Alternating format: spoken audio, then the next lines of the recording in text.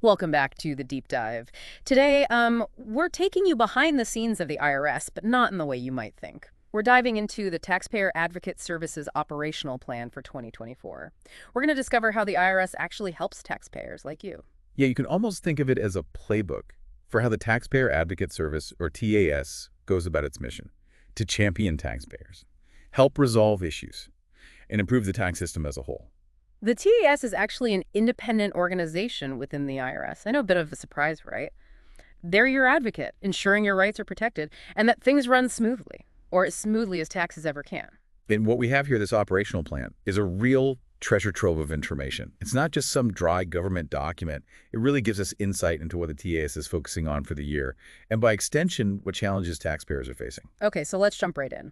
Their first strategic goal is resolving taxpayer problems accurately and timely. Seems straightforward, but I'm guessing there's more to it than meets the eye. Absolutely. Huh? It sounds simple, but think about it. The IRS deals with millions of taxpayers and processes billions of dollars. There are bound to be some hiccups along the way. One of the big things they're tackling is the backlog of 2020 tax returns. That's right. People are still waiting on those. I actually remember reading a story about a small business owner who was struggling to make ends meet because their refund was stuck in that backlog. It really highlighted how these delays have a ripple effect. Exactly. And the TAS is working hard to estimate how many refunds are still outstanding and pushing the IRS to get those out the door.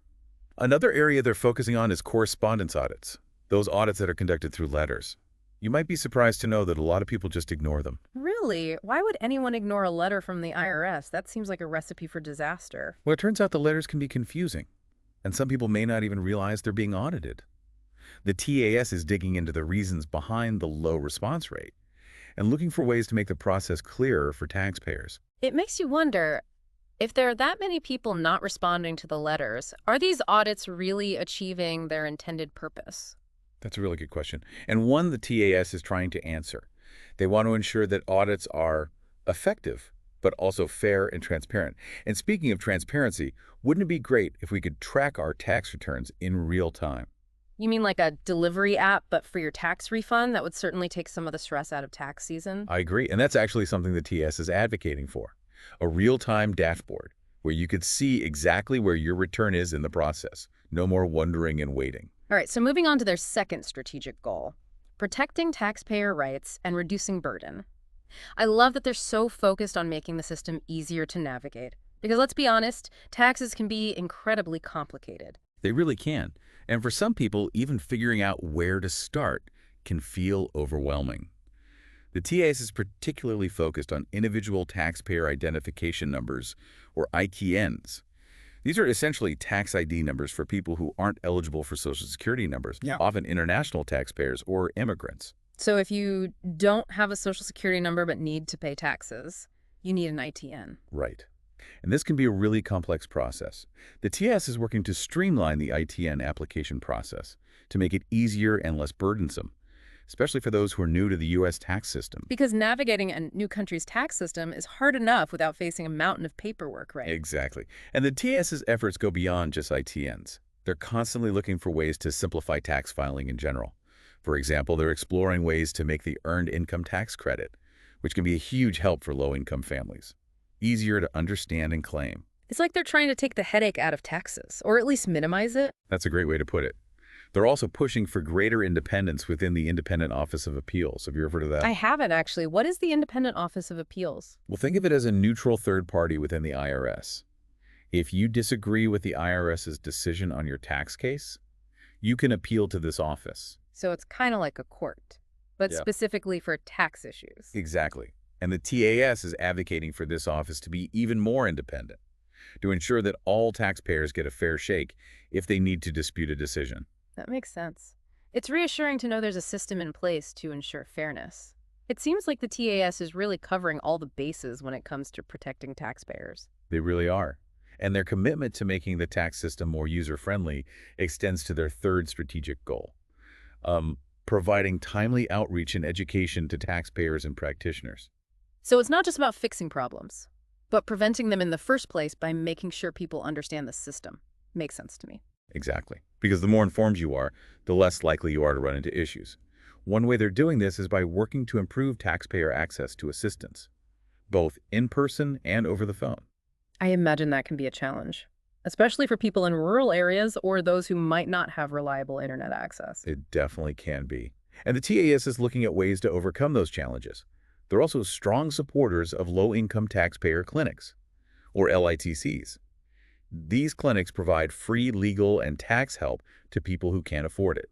I've actually volunteered at LITC before, and it was incredibly rewarding. You see firsthand how much these clinics help people navigate a system that can often feel overwhelming. Absolutely. And the TAS is working to make sure these clinics have the resources they need to continue providing those essential services. They're also pushing for something that I think is really important: minimum competency standards for paid tax preparers.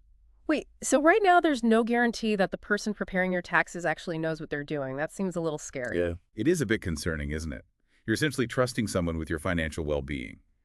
The TAS wants to ensure that anyone who is paid to prepare taxes has the necessary knowledge and qualifications to do so accurately and ethically. That seems like a no-brainer to me. I mean, you wouldn't go to a doctor who hadn't gone to medical school, right? Exactly.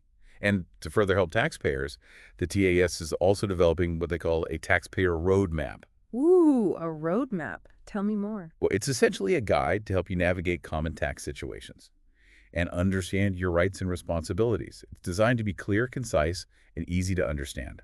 I love that. It's like they're anticipating the questions people might have and providing the answers in a user-friendly format. Okay, so we've talked about resolving problems, protecting taxpayer rights, and providing outreach and education. What's next on the TAS agenda? Well, in today's digital age, it's no surprise that their fourth strategic goal is enhancing TAS processes and technology to improve taxpayer service.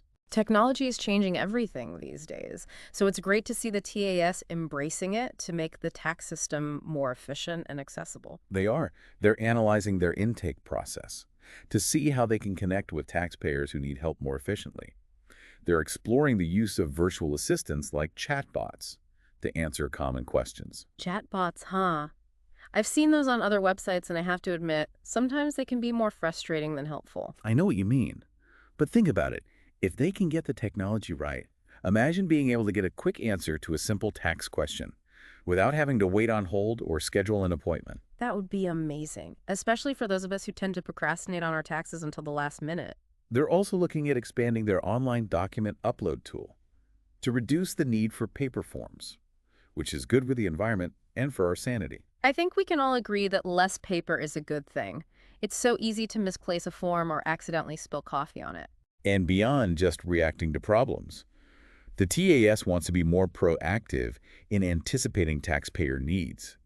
They're looking at ways to leverage data and technology to identify potential issues before they arise. That's fascinating. So instead of just putting out fires, they're trying to prevent them in the first place. It sounds like they're really trying to bring the IRS into the 21st century. They are, and their final strategic goal is one that's often overlooked but is incredibly important. It's called sustaining and supporting a fully engaged and diverse workforce.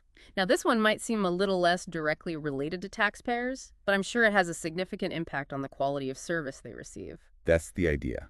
It's all about creating a more positive and supportive work environment, which ultimately benefits everyone involved. It's really impressive how much thought and effort the TAS puts into advocating for taxpayers, both directly and indirectly. It is. They really are committed to making the tax system work better for everyone. I have to admit, going into this deep dive, I was a little apprehensive. The IRS can seem like this big, intimidating entity. But learning about the TAS and all the work they do, it's actually made me feel a lot more hopeful. I get that. It's easy to feel like you're up against a faceless bureaucracy when it comes to taxes. But the TAS is proof that there are real people within the IRS who are dedicated to helping taxpayers navigate the system and ensuring their rights are protected. It's almost like having a secret weapon on your side. So to our listener, if you're ever feeling lost or overwhelmed by the tax system, remember that the TAS is there for you. They are a valuable resource, and we highly encourage you to check out their website, which we'll link in the show notes. You'll find a wealth of information, tools, and resources to help you understand your rights and responsibilities as a taxpayer. And as we wrap up our deep dive into the IRS Advocates Playbook, we want to leave you with a thought-provoking question. The TAS advocates for taxpayer rights within the system, but what changes would you like to see in the tax system as a whole? It's a great question to consider. Is there anything you've encountered in your own experience that makes you think, this could be done better? Maybe it's something about the way taxes are collected, the types of deductions allowed, or the overall complexity of the system. Whatever it is, we encourage you to think about it. And maybe even share your thoughts with your elected officials. Because at the end of the day, the tax system is a reflection of our values as a society. And it's up to all of us to engage in conversations about how it can be made more fair, efficient, and beneficial for everyone. Thanks for joining us on this deep dive into the world of the IRS and the Taxpayer Advocate Service. We hope you found it informative and empowering. Until next time, keep those minds curious and remember that knowledge is power, especially when it comes to your